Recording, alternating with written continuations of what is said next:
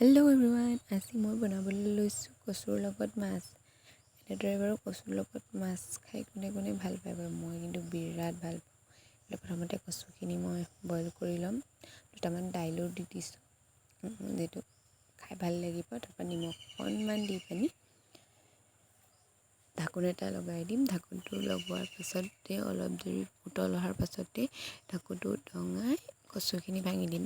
Pressure কুকাৰলৈ ঘুটুনি লৈ ভাঙি দিব পাৰে, মোৰ ওচৰত নাছিলে সেইবাবে মই হেতাৰে এনেকৈ ভাঙি দিলোঁ। ভাঙি দিয়াৰ পাছত ঢাকোন এটা লগাই অলপ দেৰি থৈ দিম। তাৰপাছতে মই এই কচুখিনি কাঢ়ি ল'ম।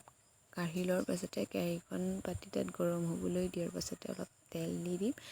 তেল দিয়াৰ পাছতে তাত পিঁয়াজ আৰু শুকান জলকীয়া থৈ দিছিলোঁ, সেই শুকান জলকীয়াখিনি দি দিলোঁ। দি দিয়াৰ পাছতে অলপ দেৰি ভাজি ল'লোঁ। ভাজি লোৱাত এটা বিলাহী দি দিলোঁ, যিহেতু কচু খজুৱাই অলপ, সেইটো কাৰণে বিলাহী এটা দিবই লাগিব। সৰু বিলাহী এটা দিলেই হ'ব, যিহেতু বিলাহী দিছোঁ।